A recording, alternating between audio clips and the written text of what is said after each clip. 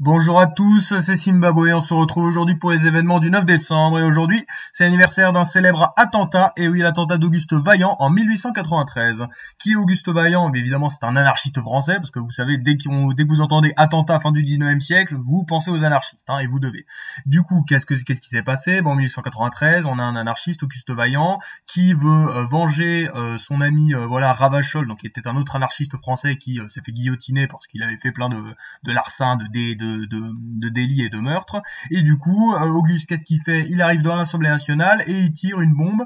Voilà, il lâche une bombe, chargée de clous, de morceaux de zinc et de plomb, qui s'abat sur les députés. Bon, au final, on a juste une cinquantaine de personnes légèrement blessées. Et du coup, évidemment, Auguste est condamné à mort. Et il faut savoir que c'est la première fois depuis la Restauration qu'on applique la peine de mort à quelqu'un qui n'a pas tué. Parce que oui, Auguste n'a tué personne. Et du coup, voilà, il est guillotiné. Et aussi, donc, comme en conséquence politique, ça va être l'adoption des lois scélérates, donc en 1893 et 1894, donc loi en fait qui vise à réprimer évidemment le mouvement anarchiste, qui enlève la liberté de la presse et toute propagande pour visant à montrer une bonne image des anarchistes. Donc voilà, quand même événement plutôt important. Et il faut savoir que l'attentat d'Auguste Vaillant, on va y voir un autre anarchiste qui va vouloir venger Auguste Vaillant. Et oui, donc ce sera Sante Geronimo Caserio, donc qui va assassiner le président de la République, Sadi Carnot. Donc, pour ceux qui n'ont pas compris, lui, il a voulu venger lui, et lui, il avait voulu venger lui. Ce qui nous prouve bien que la vengeance, c'est sans fin. Voilà, à retenir. Aujourd'hui, c'est aussi l'anniversaire de l'adoption d'un célèbre drapeau, le drapeau européen. Et oui, donc qui est adopté par le comité des ministres du Conseil de l'Europe le 9 décembre 1955.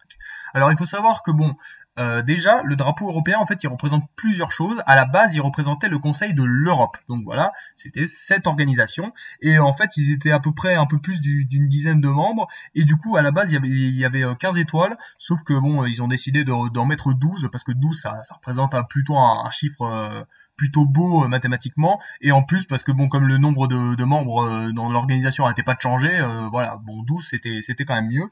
Et du coup il est adopté en 1955, et à la base il faut bien se rendre compte, le drapeau européen représente le Conseil de l'Europe, pas du tout l'Union européenne. C'est ensuite, à partir de 1986 que donc les communautés européennes comme la CE ou la CECA donc ont adopté le drapeau européen. Voilà, pas d'amalgame. Mais donc c'est un drapeau qui représente plusieurs choses.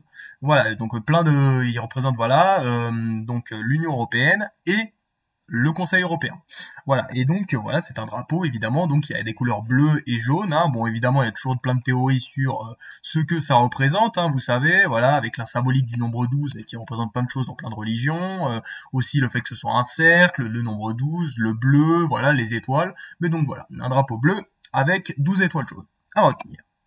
Et aujourd'hui, c'est aussi l'anniversaire de l'adoption d'une célèbre loi. Évidemment, je ne pouvais pas ne pas en parler. L'adoption, donc de la loi de séparation des églises et de l'État. Donc voilà, la loi adoptée le 9 décembre 1905 à l'initiative du député Aristide Briand. Évidemment, un homme de qualité de par sa moustache, de par le fait qu'il a été président du Conseil des ministres français pendant énormément de temps et aussi ministre des Affaires étrangères. Mais ça, c'est une autre histoire.